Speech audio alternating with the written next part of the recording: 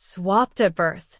22 years ago, a violent thunderstorm raged over Silvercrest City. Inside St. Catherine's Hospital, two women were fighting for their lives in neighboring delivery rooms. The first was Vivian Sterling, wife of billionaire businessman Dominic Sterling, owner of the Sterling Group, one of the most powerful corporations in the country. The second was Marina Hale, the wife of a struggling high school teacher named Graham Hale. Marina had received free maternity care through a charity program funded by the Sterling Foundation. Neither woman knew that fate was about to tie their lives together forever. After hours of labor, Vivian gave birth to beautiful twin girls. The entire Sterling family celebrated. Dominic's mother, Eleanor Sterling, already imagined the twins inheriting the family empire. At almost the same time, Marina gave birth to a baby girl. But tragedy struck. The newborn stopped breathing minutes after birth. Doctors fought desperately to save her. They failed. Marina lost consciousness from complications before anyone could tell her. The exhausted nurse assigned to both rooms that night, Nurse Beatrice Cole, was overwhelmed by multiple emergencies. In the confusion, the babies were temporarily moved to the neonatal ward. Then disaster happened. A tag fell off one infant. A second nurse accidentally switched two bassinets. When Beatrice returned, she unknowingly delivered Marina's deceased baby to Vivian's room. One of Vivian's healthy twin daughters was taken to Marina. By morning, everyone believed the records were correct. The Sterlings mourned one daughter and raised the remaining twin. The Hales celebrated the miracle they believed was theirs. No one realized a terrible mistake had been made, and the truth would stay buried for 22 years. The twin raised by the Sterling family was named Celeste Sterling. She grew up in luxury. Private tutors, designer clothes, bodyguards, elite schools. Everyone treated her like royalty. Across town, the twin raised by the Hales was named Aria Hale. Life was very different. Her father worked 2 jobs. Her mother sewed clothes for extra income. Money was always tight. Yet Aria grew into a brilliant, kind, and hardworking young woman. When she earned a scholarship to the prestigious Silvercrest Academy, her parents were overwhelmed with pride. What they didn't know was that the academy was attended by none other than Celeste Sterling. The girls met on the first day of school. Neither understood why they looked strangely alike. Same eyes, same smile, same dimples. Even teachers occasionally noticed the resemblance. But nobody suspected the truth. Celeste hated Aria immediately. The scholarship student quickly became one of the top students in class. Her intelligence threatened Celeste's reputation. Soon, Celeste and her wealthy friends, Vanessa Kingsley, Lydia Hart, and Bianca Cross, began making Aria's life miserable. They mocked her clothes, humiliated her publicly, spread rumors about her family.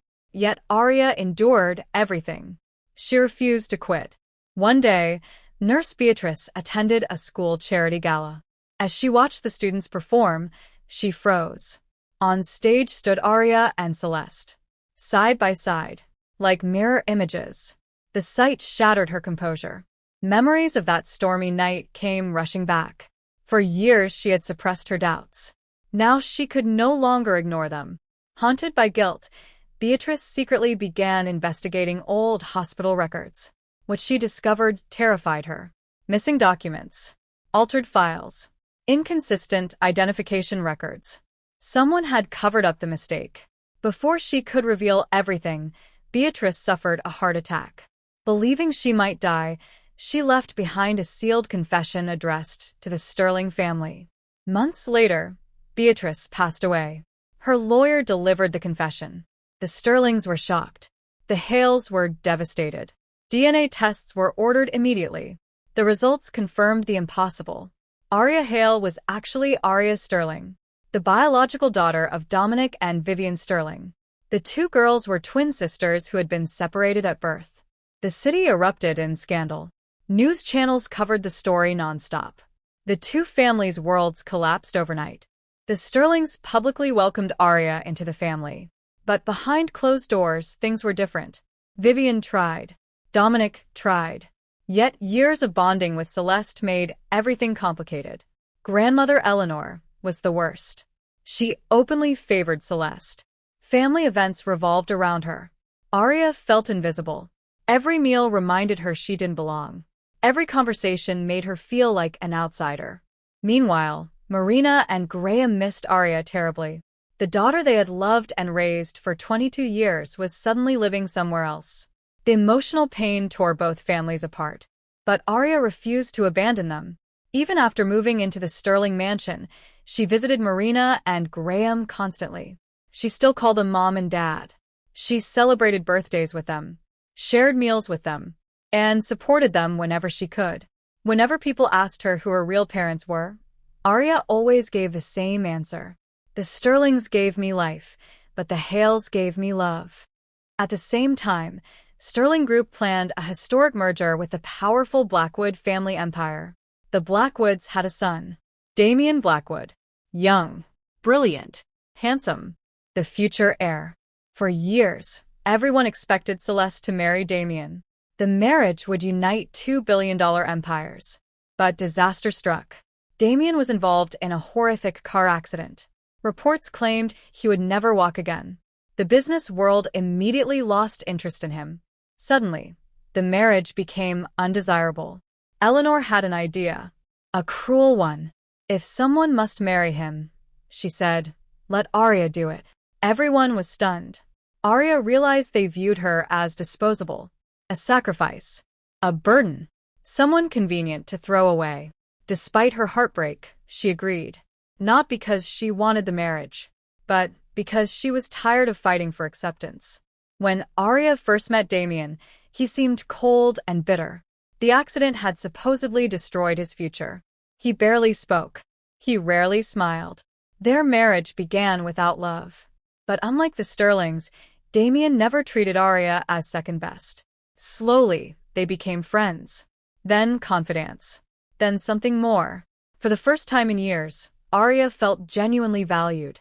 Yet, strange things kept happening. Late-night phone calls. Secret meetings. Disappearing security footage. Damian was hiding something. One night, Arya followed him. What she saw left her speechless. Damian stood up and walked. Perfectly. No wheelchair. No limp.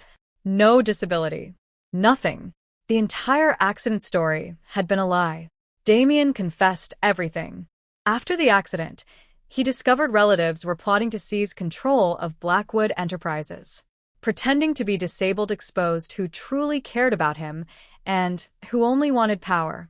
The deception became his test. And Arya was the only person who had treated him with kindness when she believed he had nothing left. That was when Damian fell in love with her. Meanwhile, Celeste's jealousy spiraled out of control. She joined forces with a corrupt executive named Victor Graves, who wanted control of Sterling Group. Together they attempted to frame Arya for corporate fraud.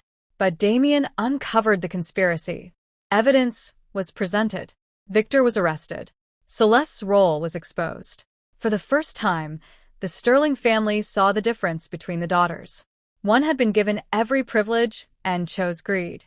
The other had endured hardship and chose integrity. Eleanor finally realized how unfairly she had treated Arya. Vivian broke down in tears and apologized.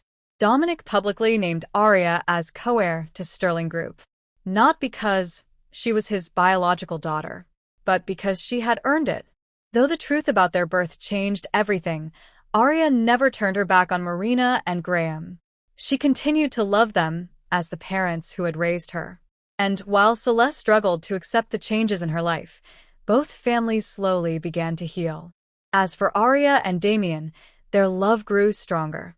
2 years later, they welcomed twin daughters of their own. On the day the babies were born, Arya held them close and smiled. Standing beside her were not one family, but two. Vivian and Dominic. Marina and Graham. The nightmare that had begun in a hospital decades ago had finally come full circle. This time, there would be no mistakes. Only love. And a future filled with hope. The end. If you like stories like this and you would like to see more, please like, share, and subscribe. Thank you for watching.